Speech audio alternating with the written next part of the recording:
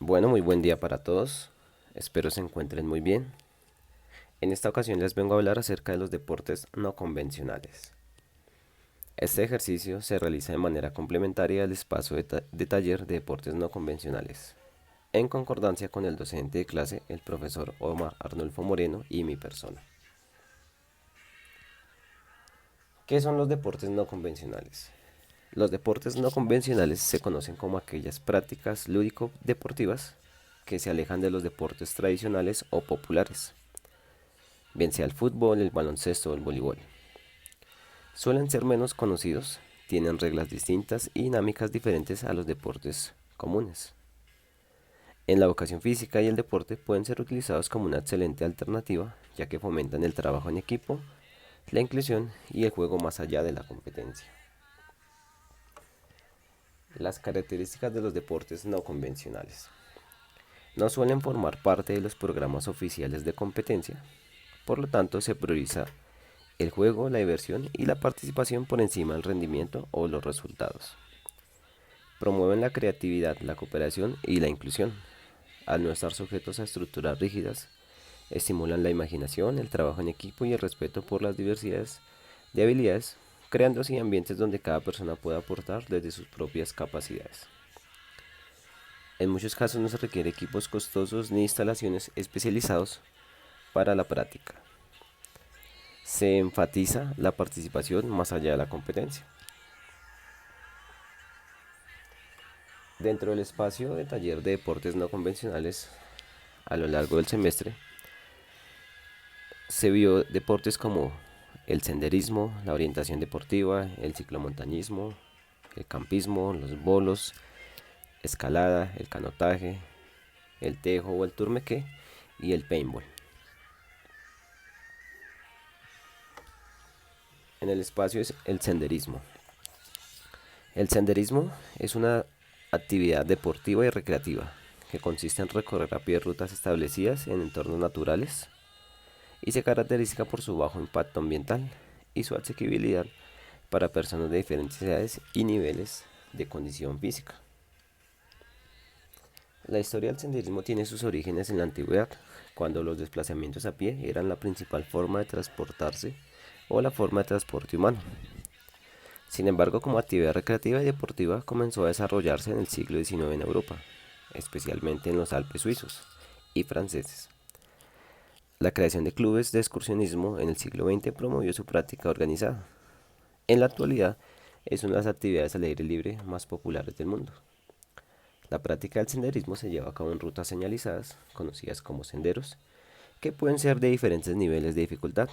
Se practican distintos entornos naturales como montañas, bosques y parques nacionales.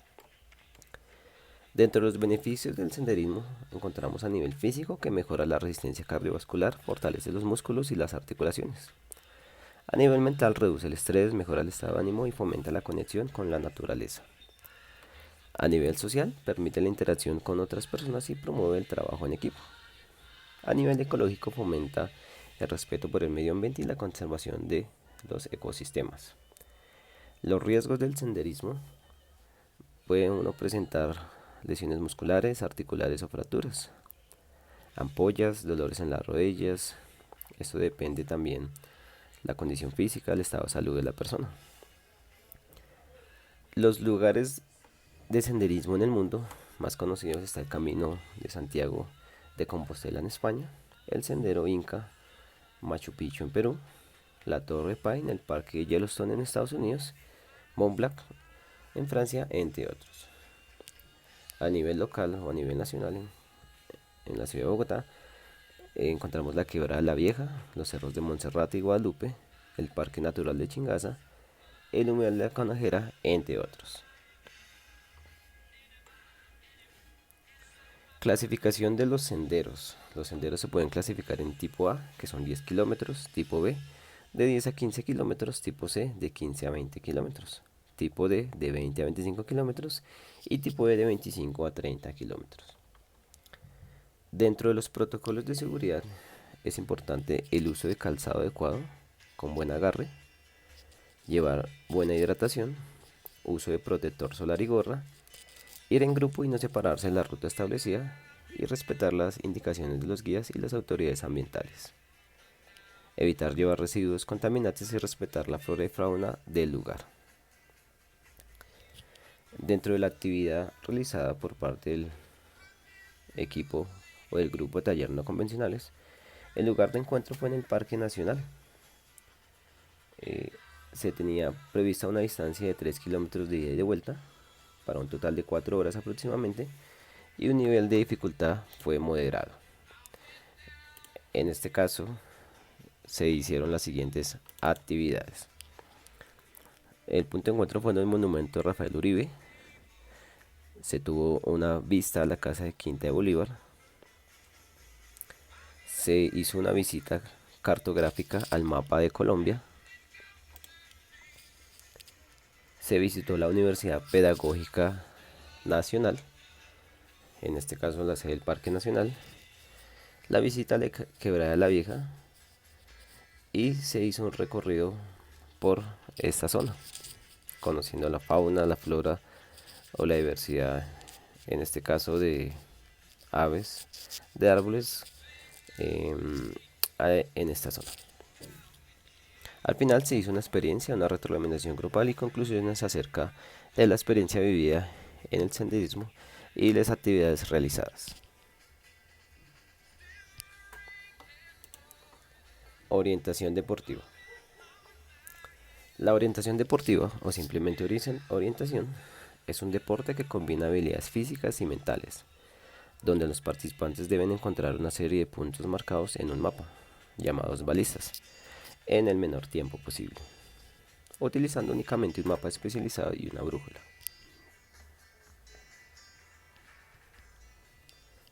La historia de la orientación deportiva nace a finales del siglo XIX en los países nórdicos, en un primer momento como una práctica de militares o como una actividad recreativa en algunas asociaciones deportivas. El sueco Ernest Kilander posteriormente fue quien marcó las normas de la orientación como competición moderna. En 1961 se funda la Federación Internacional de Orientación Deportiva, quien organiza campeonatos en el mundo. La historia nace un poco más de 20 años.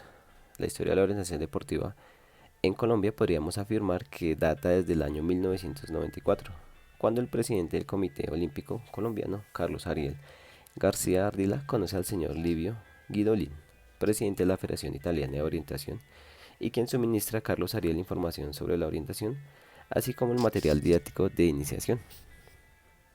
Ya el 1 de julio de 1999 se constituye la Federación Colombiana de Orientación. ¿En qué consiste? Cada participante, con la ayuda de un mapa y una brújula, se tiene que orientar por caminos desconocidos hasta encontrar en un orden determinado los puntos de control que se han marcado sobre el terreno y determinados por una baliza. La tarjeta de control.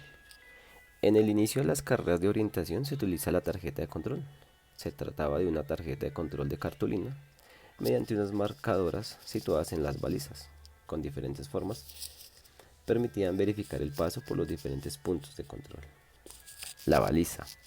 La baliza es un prisma rectangular de tela formado por 3 cuadrados de 30 centímetros de lado, divididos cada uno diagonalmente en dos partes, uno de color naranja y otro blanco. Los puntos de control. Se denominan controles a aquellos puntos representados en el mapa con un círculo por el que deben pasar los participantes. El mapa orientación. El mapa orientación se trataba de un mapa topográfico que representa fielmente el terreno a tamaño reducido, es decir, es una representación cartográfica detallada y específica del terreno que se utiliza para navegar y encontrar puntos de control durante una carrera de orientación. Los tipos de orientación: tenemos sobre esquí, que consiste en practicar orientación sobre la nieve. Orientación a pie o a carrera, principalmente consiste en realizar la carrera pasando por los puntos de control representados en el mapa en el menor tiempo posible. Orientación en bici consiste en realizar la carrera pasando por los puntos representados en el mapa en el menor tiempo posible, desplazándose sobre la bicicleta. Orientación precisa. En esta modalidad se realiza un recorrido marcado por los organizadores sobre el terreno en el cual los participantes encuentran diferentes puntos de observación en los que deberían elegir cuál de los controles sobre el terreno es el que corresponde al de su mapa. Tipos de distancia. Tenemos distancia media. Las pruebas de distancia media son pruebas en las cuales el objetivo de cada recorrido es la dificultad técnica, dejando en segundo lugar el estado físico de cada competidor. Larga distancia. Las pruebas de larga distancia son pruebas en las cuales el objetivo de cada recorrido es el estado físico de cada competidor frente a la dificultad técnica. Sprint. Estas pruebas suelen realizarse habitualmente en entornos urbanos consiguiendo una velocidad de carrera muy elevada. Relevos. Estas pruebas son menos frecuentes debido a la complejidad de su organización y son pruebas por equipos mayores o menores. Habitualmente los equipos suelen ser de 3 o más corredores, habitualmente el mismo sexo y la misma categoría.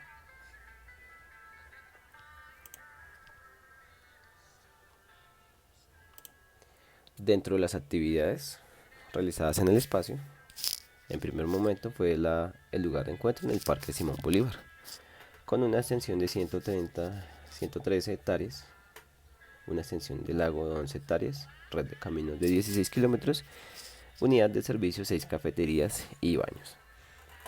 En primera medida se hizo una contextualización por parte del docente acerca de la lectura de mapas y el uso de la brújula. En el mapa cartográfico se puede encontrar la escala, la rosa de los vientos, la equidistancia y las convenciones, que hacen referencia a los puntos, en este caso para puntos que hay en un mapa para encontrar determinados objetos.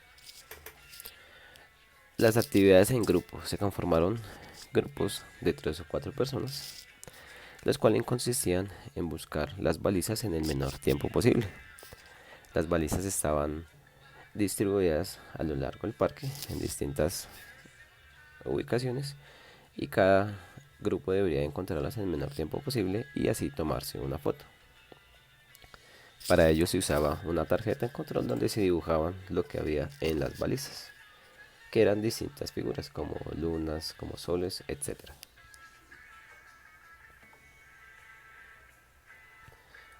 Ciclomontañismo. El ciclomontañismo es una disciplina que combina la aventura y el deporte. Se practica en terrenos irregulares, montañas y senderos, lo que lo convierte en un deporte desafiante y emocionante. Se caracteriza por el uso de bicicletas diseñadas para superar los diferentes desafíos del recorrido. Su práctica requiere habilidades técnicas, resistencia física y conocimiento del entorno. La historia. El ciclomontañismo tuvo sus inicios en la década de los años 70 en California, Estados Unidos, cuando un grupo de ciclistas comenzó a modificar bicicletas para descender por terrenos escarpados. Con el tiempo se popularizó y surgieron competiciones oficiales. En 1983 se realizó el primer campeonato oficial de la disciplina. Posteriormente, en la década de los 90, la Unión Ciclística Internacional incluyó el mountain bike en sus campeonatos y posteriormente en los Juegos Olímpicos de 1996. En Colombia, el ciclomontañismo ha tenido un crecimiento significativo gracias a la geografía montañosa del país y la afición por el ciclismo. Durante los años 80 y 90, los ciclistas colombianos comenzaron a incursionar en esta modalidad y con el tiempo se han organizado competencias nacionales e internacionales. Hoy en día, Colombia es reconocida por sus ciclomontañistas de élite y por ser un destino atractivo para la práctica de este deporte. La práctica del ciclomontañismo requiere preparación física, técnica y conocimiento del entorno. Es recomendable que los ciclistas entrenen regularmente para mejorar su resistencia cardiovascular, fuerza y equilibrio. Componentes de la bicicleta de montaña. Tenemos el cuadro, sus materiales pueden variar entre aluminio, carbono, acero o titanio. Tenemos la suspensión, puede ser delantera, hardtail o doble full suspension para absorber impactos y mejorar la estabilidad en terrenos irregulares. Los neumáticos pueden ser más anchos y sus carazas tienen un labrado profundo para mejorar la tracción. Tenemos los frenos de disco, hidráulicos o mecánicos para mejorar o tener un mejor control en descensos y terrenos complicados. Tenemos la transmisión, diseñada para proporcionar cambios de marcha eficientes en diferentes pendientes. Tipos de terreno. El ciclomontañismo se practica en diversos tipos de terreno, cada uno con sus propios desafíos. Senderos técnicos, con rocas, raíces y curvas cerradas que exigen gran control.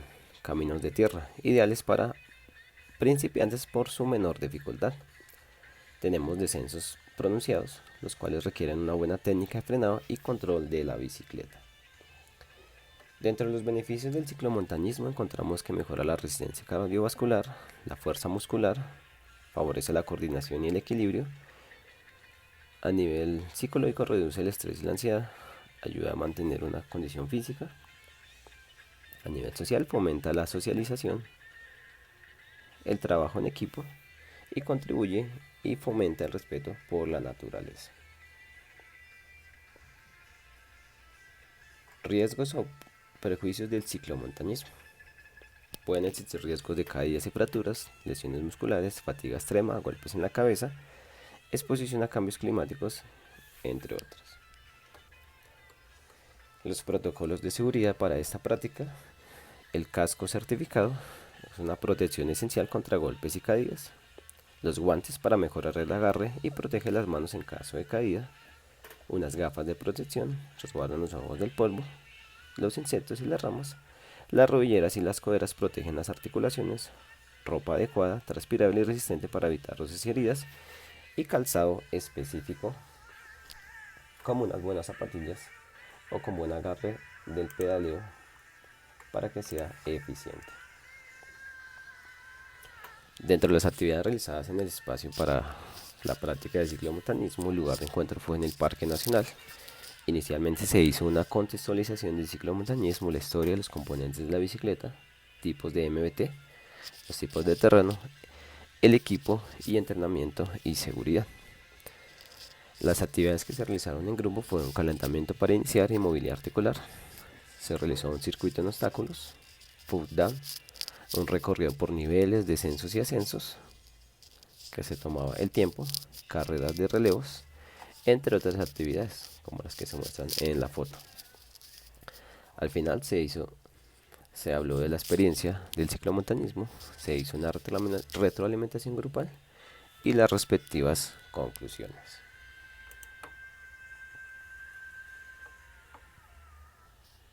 Ahora pasamos con el campismo. El campismo es una actividad recreativa que consiste en pernoctar al aire libre, generalmente en un entorno natural, utilizando tiendas de campaña, refugios o incluso al aire libre. Se caracteriza por fomentar la conexión con la naturaleza, la autosuficiencia y el respeto por el medio ambiente. Historia del campismo. El campismo tiene sus orígenes en la antigüedad, cuando los humanos nómadas dependían de refugios temporales para sobrevivir. Sin embargo, como actividad recreativa comenzó a desarrollarse en el siglo XIX en Europa y Norteamérica. En 1908, Thomas Hiram Huldin publicó el primer manual del campismo, estableciendo las bases de esta actividad. Durante el siglo XX, el campismo se popularizó con la creación de parques nacionales y reservas naturales, promoviendo su práctica en todo el mundo. Práctica del campismo. El campismo puede realizarse en diversos entornos naturales, como bosques, montañas y playas. Dependiendo de tipo de campamento, puede requerir diferentes niveles de equipamiento y preparación.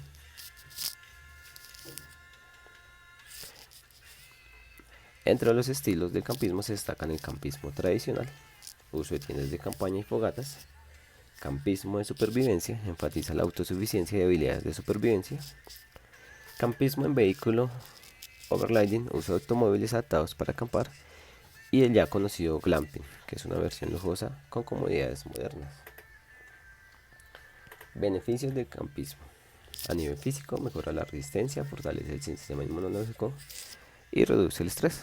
A nivel mental, favorece la desconexión digital, mejora la concentración y estimula la creatividad.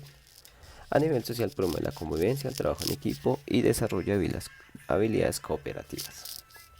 A nivel ecológico fomenta el respeto por la naturaleza y genera conciencia ambiental. Riesgos del campismo. Condiciones climáticas adversas, lesiones por caídas o accidentes con herramientas, encuentros con la fauna silvestre, intoxicación por alimentos o agua contaminada, deshidratación o agotamiento, pérdida de orientación en terrenos desconocidos, incendios forestales por mal uso de las fogatas. Lugares de práctica del campismo en el mundo. En el mundo tenemos el Parque Nacional Yosemite en Estados Unidos, Mont Blanc en Francia, fiordos noruegos en Noruega, Great Smoky Mountains en Estados Unidos y las Torres de Paine en Chile. A nivel nacional tenemos a nivel distrital, por decirlo así, el embalse de Neusa, ubicado cerca de Bogotá, el Parque Nacional Chinganza, que hay espacios para acampar con diversidad de flora y fauna, Suezca, uno bastante popular por sus formaciones rocosas y zonas de campismo, el Cerro de Guadalupe y la represa del Cisga, que es un entorno ideal para actividades al aire libre. Eventos de campismo. El campismo recreativo no es una actividad competitiva, pero sí existen eventos y encuentros organizados como campeonatos juveniles, jornadas de campismo ecológico y expediciones de supervivencia. Además, se realizan festivales de campismo con talleres y actividades grupales. Los protocolos de seguridad. Dentro de los protocolos de seguridad encontramos verificar el pronóstico del clima antes de la salida, usar un calzado adecuado para caminatas, llevar suficiente agua potable y alimentos y no encender fogatas fuera de las áreas permitidas. Respetar la flora y la fauna es primordial para esta práctica.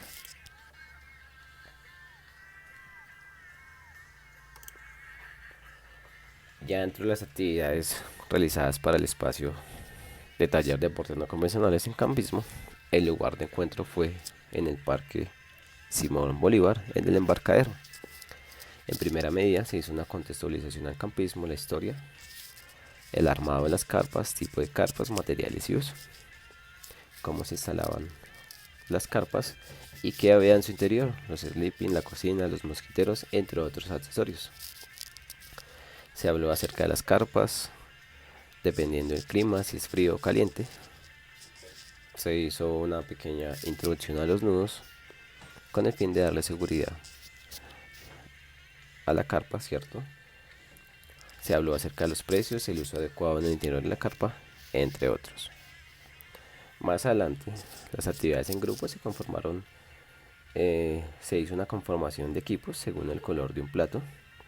Se hicieron juegos dinámicos como el gusanito, el juego de la soga, para promover esa interacción social y grupal. También se hizo una simulación de rescate y transporte a un herido. Y al final se habló acerca de la experiencia, la retroalimentación grupal y las conclusiones de la práctica. Los bolos. El siguiente deporte no convencional que se trabajó en el espacio fueron los bolos. El deporte de los bolos es una actividad competitiva en la que los jugadores lanzan una bola pesada sobre una pista de madera o sintética, con el objetivo de derribar un conjunto de 10 pinos, dispuestos en forma triangular. El jugador tiene 2 intentos por turno para derribar la mayor cantidad posible de pinos. El juego se desarrolla en 10 rondas o frames y el objetivo principal es acumular la mayor cantidad de puntos al derribar los pinos.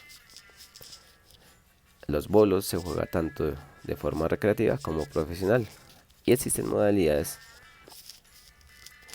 distintas modalidades. Es muy popular en países como Estados Unidos. Es un deporte que combina habilidad, precisión y estrategia y es de fácil asequibilidad para personas de todas las edades. La historia de los bolos. La historia del deporte de los bolos se remonta al antiguo Egipto, alrededor del año 5000 a.C., donde niños y niñas jugaban una versión primitiva usando piedras redondas y pines de forma ovalada para derribarlos. En el siglo IV llega a Italia, donde se hizo que se volvieran más populares. Luego se expandió en Europa y otros países donde jugaban variantes del juego, como en Polonia, lanzaban bolas para derribar discos ubicados a 18 metros, la misma distancia de los pines en la pista tradicional. Más adelante se extiende la práctica de bolos en Europa, en países como Alemania, Italia, entre otros. Los bolos llegaron a Estados Unidos a principios del siglo XIX, donde se popularizaron rápidamente. Los bolos en Colombia. El deporte de bolos llegó a Colombia sin una fecha exacta, pero se sabe que los primeros pasos para su desarrollo en el país se dieron en la bolera San Francisco en Bogotá. Según Ricardo Gómez, uno de los pioneros del deporte, ya para el año 1945 existían boleras en ciudades como Barranquilla, Manizales, Medellín y Bogotá. En 1957 se fundó el Montaña Bolo Club y en 1961 se estableció la Liga de Cundinamarca. En los años 60 Bogotá contaba con 9 clubes de bolos. El primer campeonato nacional se jugó entre los departamentos de Caldas, Atlántico, Bogotá y las Fuerzas Armadas en la bolera de San Francisco. Esta competencia fue solo masculina. Posteriormente se creó el Chuza Bolo Club para mujeres. Ya en 1963 Colombia participó en su primer campeonato mundial en México y en 1965 se fundó la Liga Bogotana de Bolos. La práctica de bolos. Una partida de bolos tiene el objetivo de derribar un conjunto de 10 pines dispuestos en forma triangular y consta de 10 cuadros, donde el jugador lanza en cada cuadro 2 veces la misma bola. En cada uno de los 9 primeros cuadros, al menos que marque un pleno. En el 10º cuadro, el jugador lanza 3 bolas. Si hace un pleno, que es un strike, o semipleno, es pair. Cada cuadro debe completarse por cada jugador siguiendo un orden regular. La puntuación. Dentro de la puntuación de los bolos tenemos un pleno o un strike. Se hace un pleno cuando se derriban todos los bolos ergidos en el primer lanzamiento de un cuadro y se marca con una X en la casilla superior izquierda del cuadro en el que se derribaron. La puntuación de un pleno es 10 más el número de bolos que se describen en los próximos 2 lanzamientos del jugador. Un doble. 2 plenos consecutivos es un doble. La puntuación del primero pleno es 20 más el número de bolos que se derriben en el primer lanzamiento. A continuación del segundo pleno. Un triple. 3 plenos consecutivos es un triple. La puntuación del primer pleno es 30. 3 semipleno o spar. Se hace un semipleno cuando con el segundo lanzamiento se derriban los bolos, que siguen erguidos después del primer lanzamiento de ese cuadro. En este caso, se marca con una diagonal en la casilla superior derecha del cuadro.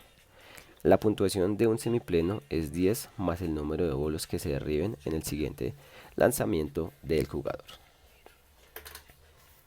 Beneficios de los bolos. A nivel físico mejora la coordinación, el equilibrio, trabaja la coordinación visomanual y el control del cuerpo, fortalece los músculos y las articulaciones, especialmente los brazos, las piernas, la espalda, debido al movimiento de lanzamiento. Ayuda a mejorar la quema de calorías y la resistencia.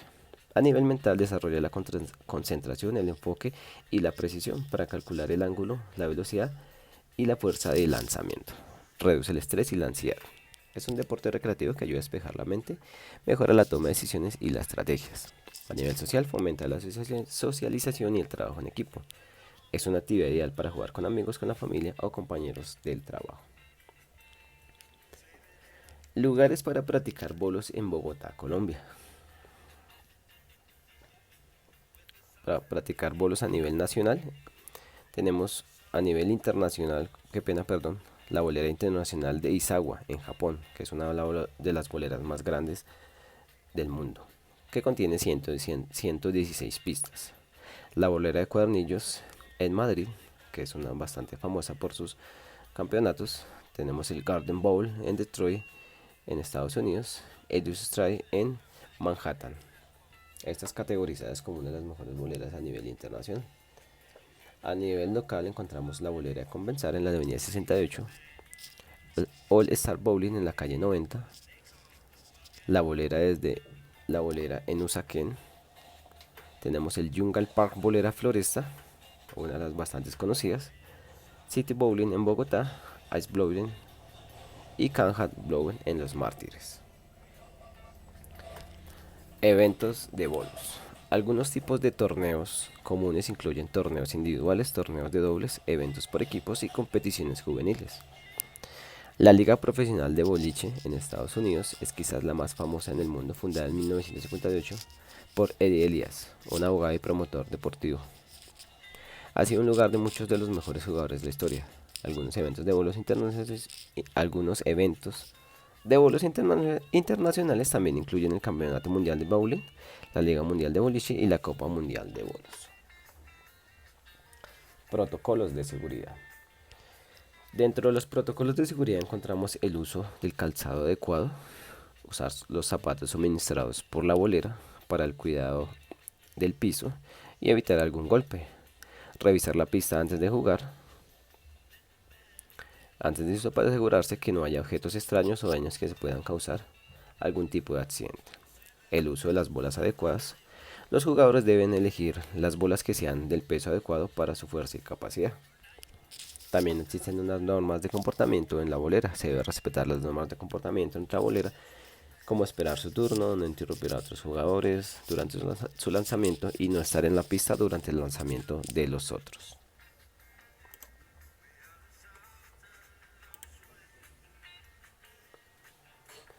Dentro de las actividades realizadas en el espacio de deportes no convencionales, el lugar de encuentro en este caso fue en la bolera de Compensar, ubicada en la avenida 68 con 49. En primera medida se hizo una contextualización del deporte, la historia, el peso de las bolas, cómo se juega, la puntuación, los protocolos de seguridad, así como la técnica del swing. Las actividades en grupo. En este caso se hizo un calentamiento específico para el lanzamiento. Se habló acerca de un poco de la técnica del swing, de la técnica del lanzamiento. Se hizo la conformación de equipos de acuerdo al orden de llegada. Se les entregó a los zapatos, a los compañeros los zapatos y se asignaron las pistas.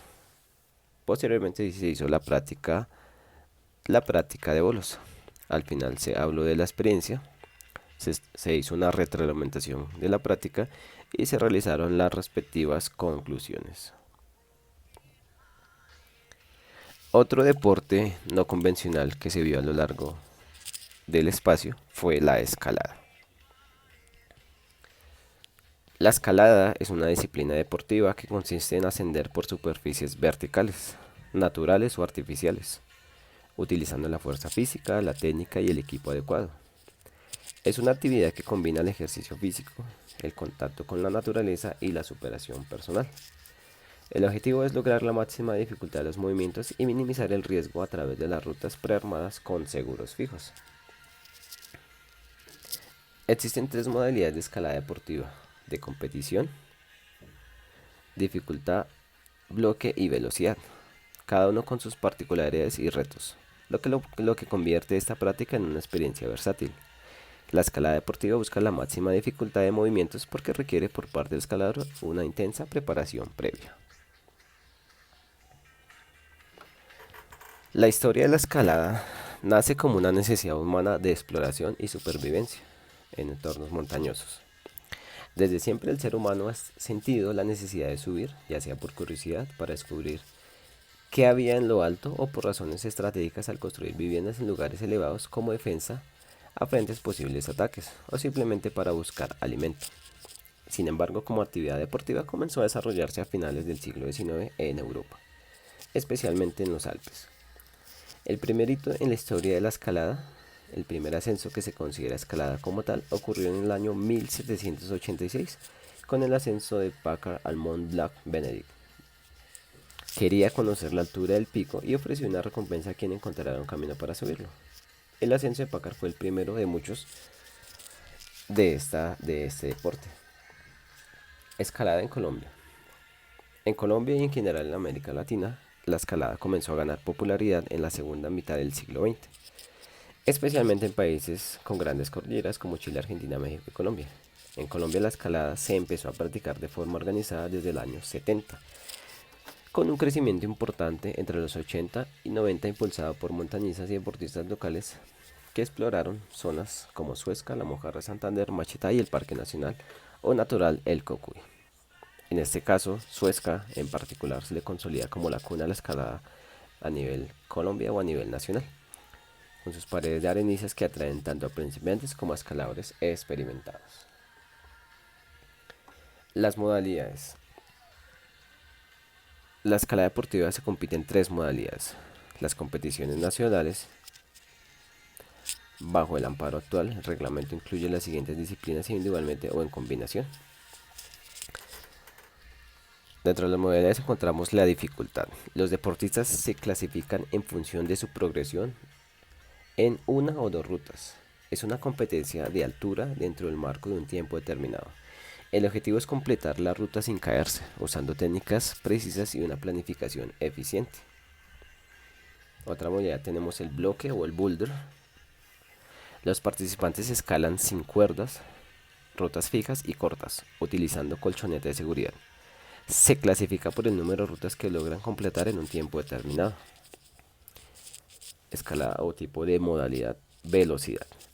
Esta modalidad de velocidad, los participantes escalan una ruta fija en una pared de 15 metros. El tiempo para completar la ruta determinada la determina la clasificación.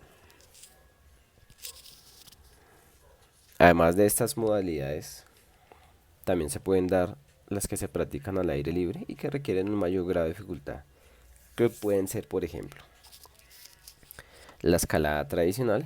Esta modalidad, el escalador coloca su propio sistema de protección durante el ascenso. Escalada en hielo, se practica sobre las cascadas de hielo o formaciones heladas utilizando crampones y piolets. Tenemos la escalada artificial, que se utilizan medios mecánicos, estribos, ganchos para progresar por rutas donde no es posible avanzar únicamente con las manos y con los pies. El equipo de escalada. Los elementos necesarios para la práctica son un arnés que se coloca alrededor de la cintura y piernas. Tenemos la cuerda dinámica, ¿cierto? Para la escalada deportiva, o estática para trabajos verticales o rapeles. Absorbe la energía de una caída. Tenemos los mosquetones, que son los seguros, conectores metálicos que unen los distintos elementos del equipo. El dispositivo de aseguramiento sirve para controlar la cuerda y frenar al escalador en caso de caída. El casco, muy importante, protege la cabeza de caídas de piedras o golpes. Tenemos los famosos pies de gato, que son unos zapatos especiales con suela adherente que permiten mayor precisión y fricción. Además de esto tenemos el magnesio, que es un polvo seco que absorbe el sudor de las manos y mejora el agarre. Y una cinta express que se usa para unir la cuerda a los anclajes de la pared en escalada deportiva. Los beneficios de la escalada. Mejora la fuerza muscular, especialmente los brazos, las piernas, la espalda. Aumenta la flexibilidad, el equilibrio, desarrolla la concentración, la planificación y resolución de problemas. Fomenta la confianza en uno mismo y la superación de miedos. Promueve la conexión con la naturaleza y el trabajo en equipo. Dentro del espacio vemos los nudos. Los nudos son la base de todo sistema de aseguramiento en escalada. Un nudo bien hecho asegura que la cuerda esté firmemente conectada al arnés. Esto va a generar seguridad al anclaje o al dispositivo de rappel. Si un nudo no se realiza correctamente, puede comprometer la seguridad del escalador, aumentando el riesgo de accidentes. Existen nudos como 8 sencillo, nudo balestrinque, pescador doble, nudo prusik. Técnicas básicas. En la escalada, dominar las técnicas básicas de uso de pies y manos es crucial para ascender con eficiencia y seguridad. Técnica de uso de pues. Apoyo con la punta del pie. Usar principalmente la punta de sus dedos de sus pies y metatarso sobre las presas. Esto te proporcionará precisión y mayor flexibilidad en los movimientos. Permite mejor control al pivotear o a cambiar de posición. Colocación precisa. Mira la presa antes de colocar el pie y colócalo con cuidado. Evita ajustes innecesarios. Engine, uso del borde del zapato. Engine interno, apoya el borde interno del zapato contra la presa. Es útil en superficies inclinadas. Engine externo, usa el borde externo del zapato para equilibrios laterales. Cambio de peso, transfiere tu peso de un pie al otro para reducir la tensión muscular. Esto mejora el equilibrio. Técnica de uso de las manos.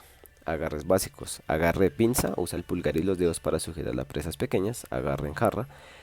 Presas grandes donde se puede envolver toda la mano. Agarre en regleta, usa las puntas de los dedos para sujetar los bordes pequeños. Agarre con fricción. Consejos en este caso generales. Dentro de las técnicas es usar las piernas, usar más las piernas que los brazos. Las piernas son mucho más fuertes y pueden soportar la parte del peso. Mantiene el centro de gravedad cerca de la pared para mayor estabilidad. Es importante planificar los movimientos, analizar qué presas antes de escalar y visualizar la trayectoria. Practicar la escalada con una postura relajada, evitando tensiones innecesarias. Dentro de los protocolos de seguridad, revisar, importante que todo el equipo antes de escalar. Realizar un chequeo cruzado entre el escalador y el asegurador, los nudos, el arnés, el sistema de aseguramiento, que no se entorche la cuerda. El uso del casco es primordial para evitar algún tipo de accidente. Comunicación constante entre el escalador y el asegurador.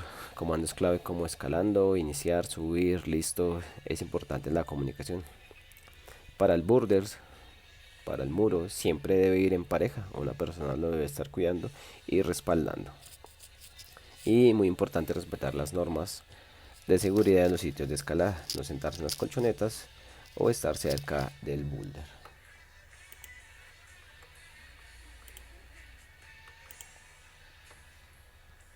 Bueno, actividades que se desarrollaron en la práctica de escalada. El lugar de encuentro fue en la Universidad Pedagógica Nacional, la sede de Valmaría.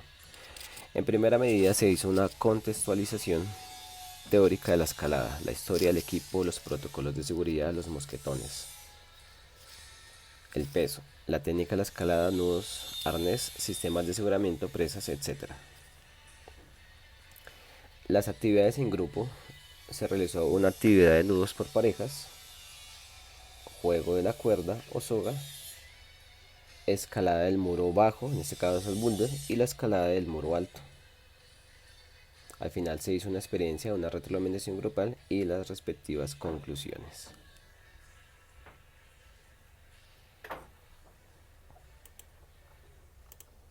Otro deporte que se vio a lo largo del espacio fue el canotaje. El canotaje, tal como lo conocemos hoy, es un deporte acuático que se practica tanto en aguas tranquilas como en ríos de aguas bravas, y se ha logrado consolidar a nivel mundial como una disciplina cargada de historia, tradición y evolución técnica. Historia. Sus orígenes no pueden rastrearse con total precisión, pero se sabe que la canoa es una de las embarcaciones más antiguas de la humanidad. Fue utilizada desde tiempos remotos como medios de transporte y pesca y exploración. Una de las versiones más conocidas sobre su origen apunta a los pueblos esquimales, habitantes del Ártico en regiones como Canadá y Groenlandia, quienes hace más de 3000 años ya fabricaban sus propios kayaks, embarcaciones individuales o para dos personas, impulsadas con una pala de doble hoja. La palabra kayak proviene del idioma esquimal y significa bote de hombre, reflejando la íntima conexión entre el navegante y su embarcación. El canotaje en Colombia se desarrolló. El kayak comenzó especialmente en modalidad de aguas tranquilas. Todo arrancó en Bogotá hacia los años 1997, cuando un grupo de jóvenes, bajo la dirección del entrenador cubano Jorge Luis Torres, contratado por el IRE, empezó a practicar este deporte. Uno de los pioneros más importantes fue Carlos Muñoz, quien creó el primer club de canotaje legalmente establecido en la ciudad. El Club Pioneros de Canotaje, que sigue funcionando en el Parque Central Simón Bolívar, se encuentra actualmente vigente. En 1998 se logró un avance importante con la adquisición de equipos adecuados como kayaks, remos, chalecos y otros implementos necesarios para la práctica. Ese mismo año, Colombia, desde Bogotá, el canotaje se fue expandiendo en otras regiones como Tobia, Cundinamarca, Antioquia y Huila. Modalidades del canotaje. Una de las grandes riquezas del canotaje es su variedad de modalidades. Las principales son canotaje de velocidad sprint, que se practica en aguas tranquilas en línea recta, sobre distancias de 200, 500, 1000 o 5000 metros. Canotaje slalom. Se realiza en ríos con corrientes rápidas, donde los deportistas deben pasar por una serie de puertas suspendidas en el agua, demostrando habilidad, técnica y precisión. Canotaje maratón. Consiste en recorrer largas distancias, a veces con tramos de porteo. Kayak polo, una modalidad colectiva que se juega con balón, combinando estrategias, habilidad acuática y trabajo en equipo. Freestyle y descenso, modalidades más extremas que se practican en aguas bravas donde se valoran las maniobras y la velocidad en entornos naturales. Tipos de embarcaciones. Las embarcaciones en el canotaje se adaptan a la modalidad y al número de personas. Se divide principalmente en kayak K.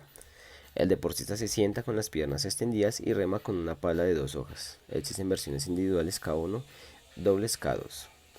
Canoa C. El palista se arrodilla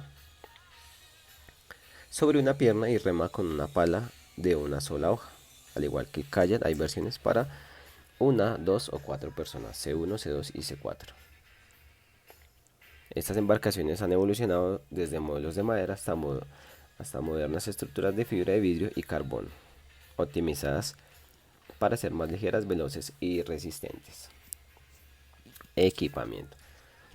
Más allá de la embarcación y el remo, los canoístas utilizan varios elementos esenciales. Chaleco salvavidas, es obligatorio, el casco, ropa técnica impermeable, una falda cubrebañera o cubrecotki de neopreno o plástico, impide que entre el agua al interior del bote. Calzado acuático flotador de pala. Hay un kayak equipado con línea de vida, que es una cuerda perimetral, cuerda de salvamento rescate de 20 metros aproximadamente, y elementos de señalización, bengalas y silbato.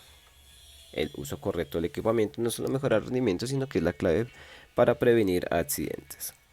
Beneficios del canotaje. El canotaje ofrece beneficios integrales a nivel físico, mejora la fuerza muscular, especialmente en el tren superior, la capacidad aeróbica, el equilibrio y la coordinación. A nivel mental, ayuda a liberar el estrés, fomenta la concentración y refuerza el autocontrol. Además, quienes lo practican disfrutan de un contacto directo con la naturaleza. A nivel social, fomenta la interacción con otras personas, el trabajo en equipo y es una herramienta de integración social. Reglas del canotaje. Las reglas varían según la modalidad. En sprint, cada competidor debe mantenerse dentro de su carril. Salirse o chocar puede resultar en desclasificación.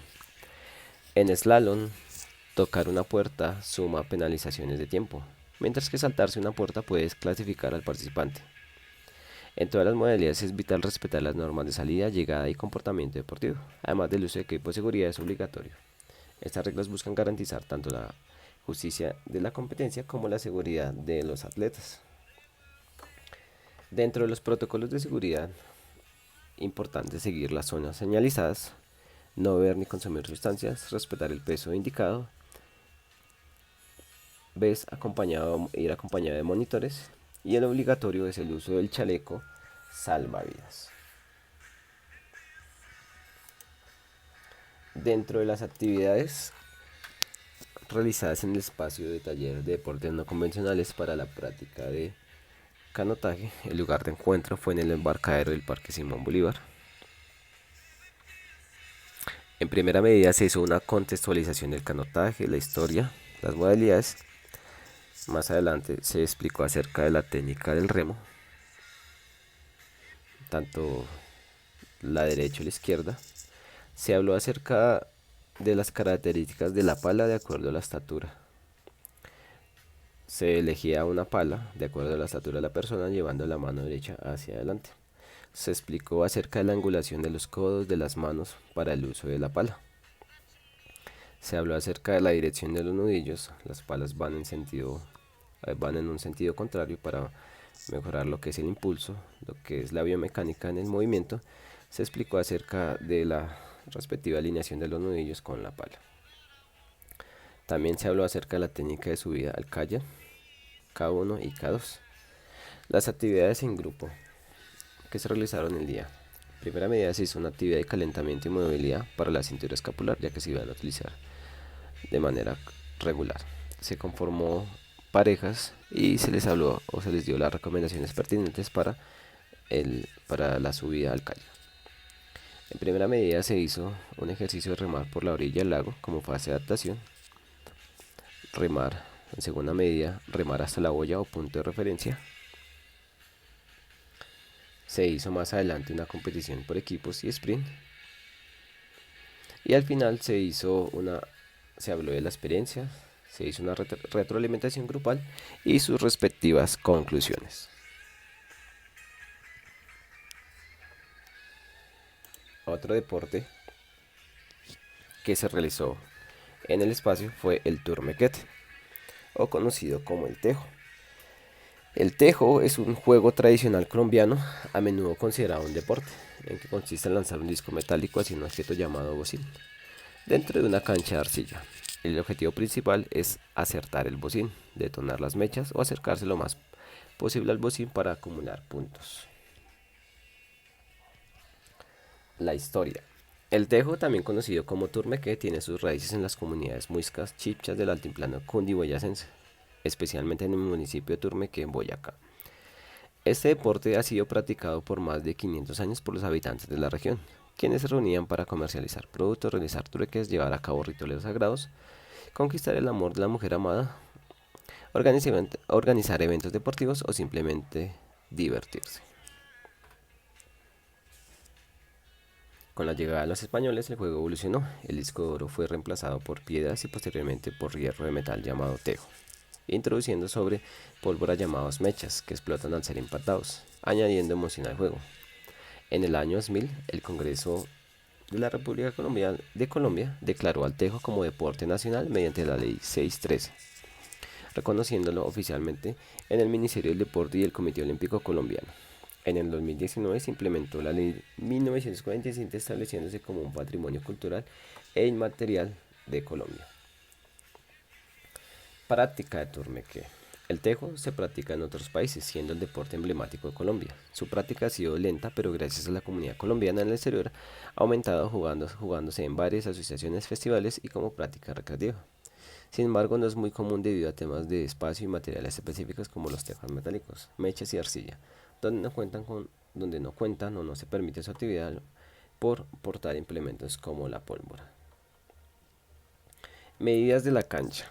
El área de juego de la cancha de tejo debe ser de 19.5 metros de largo por 2.5 de ancho. El jugador realizará el lanzamiento a partir de 2.5 metros del borde de la caja. Las canchas de tejo o bocines son dos cuadros inclinados con arcilla húmeda, donde se pone la mecha y el bocín. Están inclinados entre unos 35 y 45 grados y miden aproximadamente entre 90 centímetros por 90 centímetros. El bocín es la estructura redonda metálica. Va en el centro de la cancha el cuadro de arcilla donde se colocan las mechas. La cancha de tejo debe estar techada o cerrada. El peso del tejo varía según la categoría y la modalidad de juego. Cuando es recreativo o para niños, entre 1 kilo o 2.5 kilos. Cuando son competencias femeninas o juveniles, entre 2.5 kilos a 3.5 kilos. Cuando son competencias profesionales para hombres, de 3.5 kilos a 4.5 kilos. Reglamento básico. Los participantes se ubican en las canchas de tejo y se selecciona el turno de juego. Si se juegan por equipos, los lanzamientos deben ser intercalados y se debe definir el turno. Para que un lanzamiento sea válido, el tejo debe caer directamente en la caja de greda, sin tener contacto con elementos externos como el piso, tablas o bordes de la cancha. El equipo ganador será el primero en alcanzar 27 o 30 puntos en la categoría masculina y 21 puntos en la categoría femenina.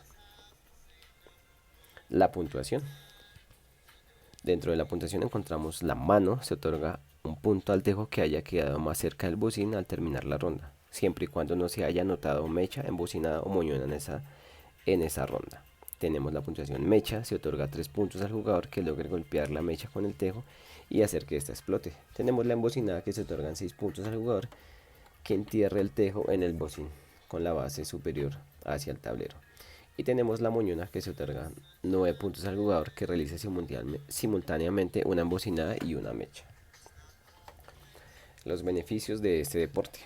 A nivel físico, aumenta o estimula el equilibrio y la postura al lanzar el tejo. Mejora la coordinación visomanual, aumenta la fuerza en el tronco y las extremidades como los hombros y los brazos. A nivel mental desarrolla la concentración, estimula la toma de decisiones, reduce el estrés, genera paciencia y autocontrol. A nivel social fomenta el trabajo en equipo, se promueve la convivencia y el respeto por las reglas, genera identidad cultural colombiana siendo incluyente en diferentes poblaciones.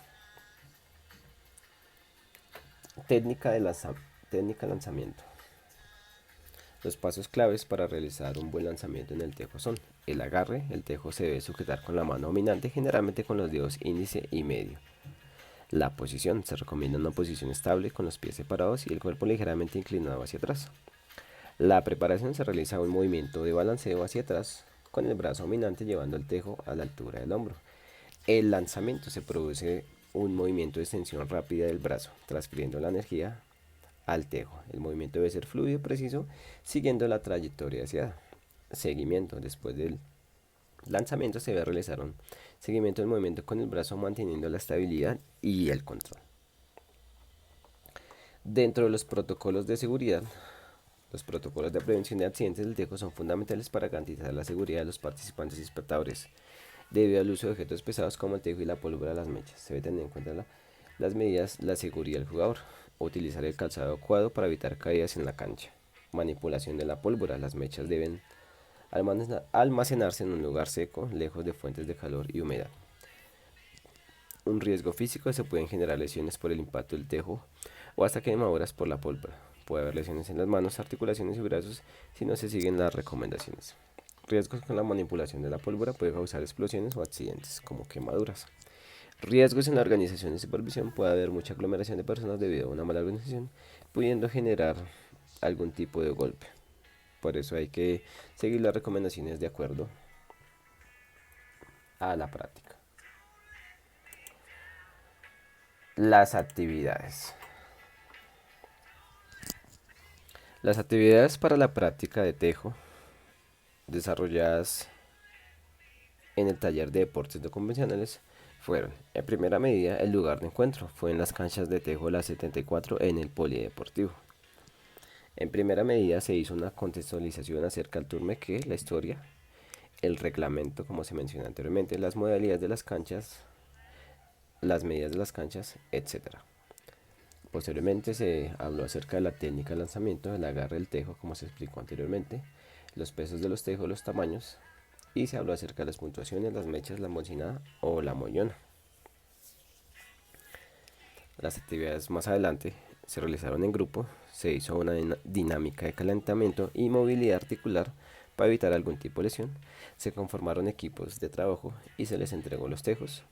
Como actividad de inicio se hizo una puntuación de mechas donde cada grupo debía detonar la mecha en el menor tiempo posible. Ya posteriormente se hizo una competencia entre los grupos. Ya más adelante se habló de la experiencia, se hizo una retroalimentación grupal y se realizaron las respectivas conclusiones. Otro deporte no convencional visto en el espacio de taller de deportes no convencionales fue el paintball. El paintball o gocha es un juego táctico complejo en el que los participantes usan marcadores de paintball para disparar bolas de pintura contra los integrantes del otro equipo. Los jugadores alcanzados por bolas de pintura son eliminados del juego, ya sea temporal o definitivamente dependiendo la modalidad. La historia del paintball. El paintball surge en la década de los 70 en Estados Unidos. En sus inicios el marcador nació con el marcador en este caso es la pistola, solo que se llama marcadora, nació con el fin de señalar árboles y ganado. Por lo tanto era una herramienta de trabajo con pintura real. La anécdota describe que durante una jornada de marcado de ganado, con esta herramienta que disparaba pinturas, dos granjeros comenzaron a dispararse entre ellos. Las cosas fue animándose hasta darse cuenta que aquello resultaba en un juego divertido. Fue en el año 1981 en New Hampshire cuando un grupo de amigos utilizaron por primera vez los marcadores con un fin recreativo. Al juego le llamaron originalmente National Survival Game. La primera marcadora era un modelo Nelsport 007 fabricada por Nelson Company. Un año después quedaba inaugurado al público el primer campo de paintball al aire libre. En el año 1984 se inauguraría el primer campo de paintball cerrado. En 1992 se creó la primera Liga Nacional de Paintball en Estados Unidos. Y los inicios de paintball en España se remontan al año 1992, en el que se introduce muy lentamente hasta que se organizan los primeros torneos y ligas en Madrid. Ya más adelante se fue extendiendo por otros países. El paintball en Colombia. El paintball llegó a Colombia en los años 1990. Comenzó como una actividad recreativa para jóvenes en zonas urbanas y rurales y se fue expandiendo en ciudades más grandes como Bogotá, Medellín, Cali y Barranquilla. Las modalidades. Tenemos modalidades de paintball a nivel recreativo para divertirse sin reglas estrictas en entornos naturales o temas temáticos, con fines netamente recreativos. Tenemos modalidad competitiva que se realiza en torneos organizados con reglas formales y campos inflables simétricos. Y Missile Military Simulation recrea combates militares como estrategias realistas. Perdón. Indumentaria y elementos. Se usan las marcadoras, que son las pistolas, se usan las bolas de pintura, el tanque de aire, el cargador, la máscara protectora, el chaleco, guantes, mapa intercomunicar, pods, uniforme, entre otros. En este caso, hablando de la indumentaria y elementos, ¿por qué es tan importante jugar paintball con la máscara? Por seguridad. Se puede decir, o podemos decir, que el único peligro real que tiene el paintball es jugar sin máscara. Ello hace que quede al descubierto las zonas del cuerpo, o en este caso la zona facial, que puede ser realmente lesionadas por una bola de pintura, en este caso los ojos y los oídos. En este caso, cuando se vaya a jugar paintball es de uso estrictamente obligatorio el uso de la máscara. Reglas básicas. El jugador es eliminado cuando impacta una bola o cuando es impactado por una bola a cualquier parte del cuerpo. Aquí se necesita mucho la honestidad del participante al aceptar que fue marcado con la bola. Si un jugador es eliminado, no puede hablar ni dar señal a sus compañeros. Un equipo pierde cuando todos sus jugadores han sido eliminados. Unas generalidades como tal del paintball. La máscara indumentaria es obligatoria para los jugadores y los árbitros. La velocidad máxima de las bolas se estima que está entre 60 y 80 metros por segundo y nunca podrá superar los 90 metros por segundo. Bloqueo del marcador. Los marcadores deben permanecer bloqueados para evitar disparos involuntarios antes de empezar el juego, si es eliminado o después de terminar el juego. Reglas de eliminación. Eliminación. Si un jugador es eliminado cuando es marcado en cualquier parte de su cuerpo, de su marcador o su equipamiento. Validación de una eliminación. Si un jugador tiene dudas sobre si es válida o no su eliminación, puede pedir un paint check, que es una revisión acerca de su chaleco a ver si está marcado. Autoeliminación. Un jugador puede autoeliminarse si lo desea en cualquier momento del juego. Rendición. Un jugador situado a poca distancia de un enemigo y que lo tenga completamente a tiro puede solicitarle al contrario su rendición. Descalificación. Un jugador puede ser descalificado por incumplimiento de las normas de juego acordadas, por salirse del campo asignado. En este caso también una persona levanta la mano si desea salir de juego, si se ha rendido, y esto generará que las demás personas se den cuenta que ya no deben dispararle y saldrá de una forma voluntaria. Beneficios. Beneficios de jugar paintball. En este caso, a nivel cardiovascular, va a mejorar la salud, lo que es correr, agacharse y esquivar. Va a mejorar mucho la salud y la resistencia cardiovascular. Va a mejorar la coordinación y los reflejos, ya que requiere movimientos rápidos, apuntar con precisión y tomar decisiones. Va a fortalecer los músculos, va a quemar calorías. A nivel social, el trabajo en equipo va a aumentar la cooperación, la comunicación y la planificación grupal. Fomenta la empatía y la comprensión, fomenta las relaciones o las amistades y el manejo de conflictos, enseñar a resolver problemas y tomar decisiones. A nivel psicológico reduce el estrés, mejora la concentración, aumenta la confianza, fomenta la resiliencia y la canalización de energías. En este caso, se me olvidó comentarles, cuando se va en paintball a jugar, a una persona no se le debe dar una distancia mínimo de 8 metros para realizar un disparo. Actividades. Dentro del espacio de taller de deportes no convencionales se realizaron las siguientes actividades. El lugar de encuentro fue en paintball, en la 1 de mayo, con 29. En este espacio se hizo una contextualización acerca del paintball, la historia, los marcadores, los tipos, las bolas de pintura, las bolas de goma. Se habló del equipamiento, del protector torácico, del protector de la máscara, súper importante, y de algunas reglas y condiciones para jugar paintball. Las actividades en grupo, en este caso primero se hizo la entrega de los equipos y la indumentaria, como fueron el casco, el chaleco y el protector en el caso de los hombres. Se hizo una dinámica de calentamiento y movilidad articular. Se conformaron los equipos alfa y omega, equipo rojo y equipo verde. La actividad realizada en el espacio fue capturar la bandera, que en este caso se usó un globo. Ya al final se habló de la experiencia, se hizo una retroalimentación grupal y las conclusiones acerca de esta actividad. Como pudimos observar, vimos alrededor de varios deportes no convencionales que se usan,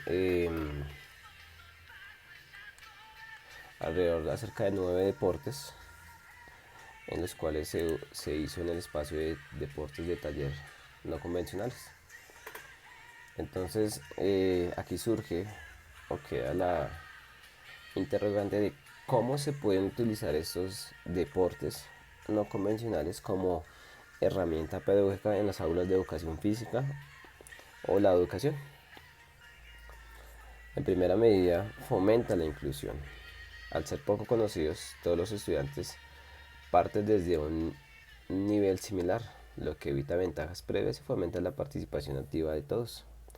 Se adaptan fácilmente a diferentes capacidades físicas y necesidades educativas.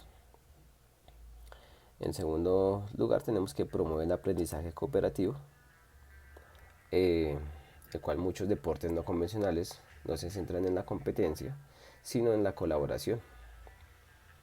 Como mejorar ese trabajo en equipo, ¿cierto?